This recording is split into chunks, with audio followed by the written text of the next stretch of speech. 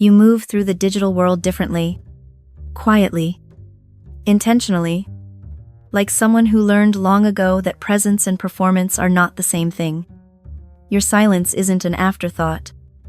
It's a map of how your mind survives a landscape built on noise.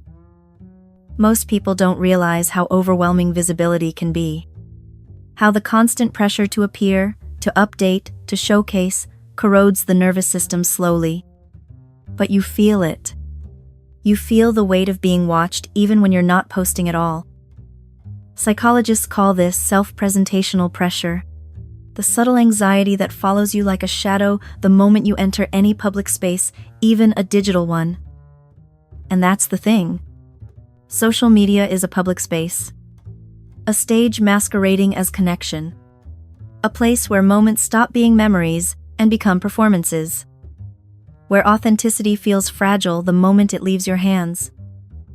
You sensed that early. Before burnout became a buzzword.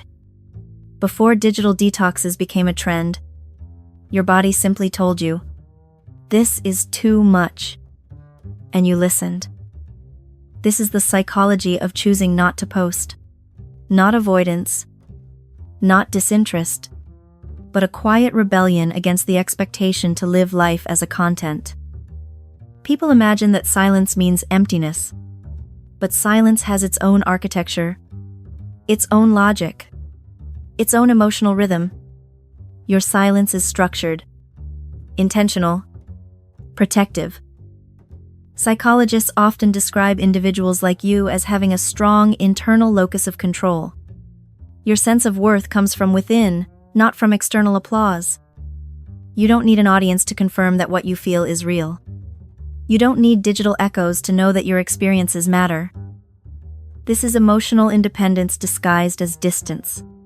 This is authenticity expressed as quiet. There is a word researchers use for your pattern: ghost scroller. Someone who watches deeply but speaks rarely. Someone who understands the emotional temperature of a space before deciding to inhabit it. Someone who knows that not every moment deserves a witness. This way of being isn't a flaw. It's sensitivity wrapped in discernment. Not fragility. Awareness. You feel more than you show. You think more than you reveal. You choose to understand before you choose to appear.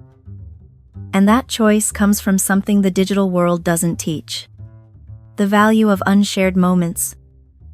The more the internet demands visibility, the more your instincts tell you to stay unseen. Not because you're hiding, but because exposure dilutes meaning. Once something becomes public, it stops being purely yours. Your memories hold more weight when they are not edited for consumption. Your relationships feel warmer when they are not curated for strangers. Your emotions stay honest when they are not translated into captions.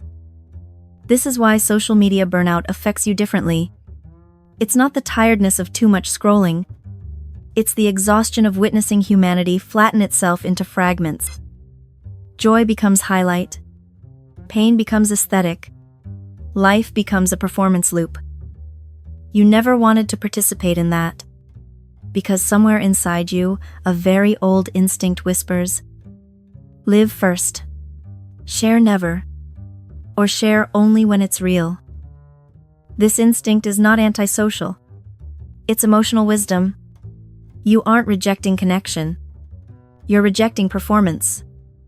You aren't avoiding people. You're avoiding the pressure to become a version of yourself that isn't true. This is digital age psychology in its most intimate form. The desire to experience life without turning it into evidence. The hunger for authenticity in a space that rewards spectacle. The quiet rebellion of choosing mental clarity over algorithmic relevance.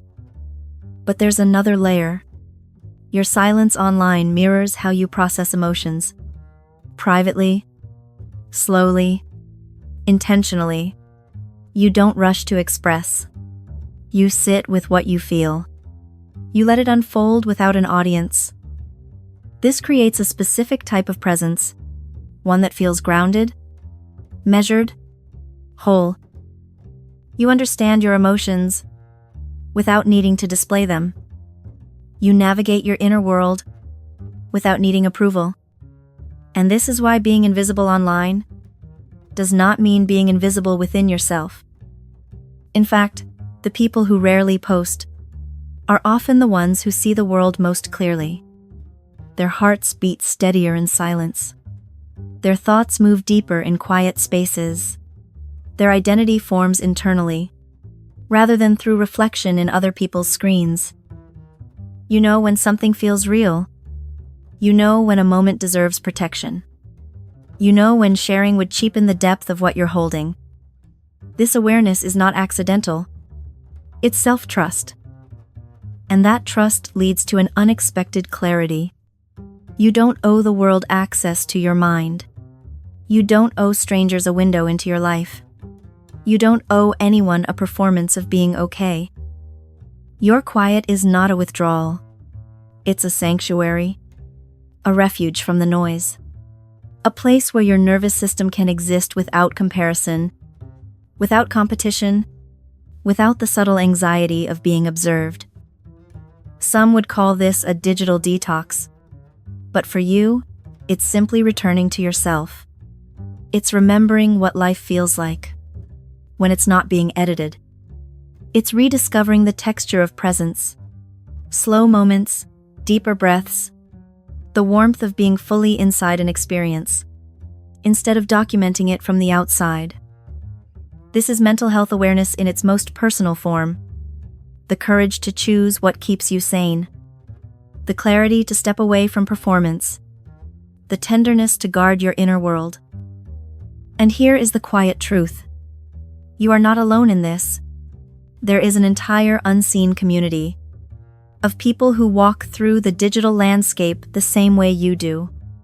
Softly, intuitively, invisibly. Not posting, but deeply alive. Not performing, but profoundly aware. Not loud, but unmistakably present within themselves.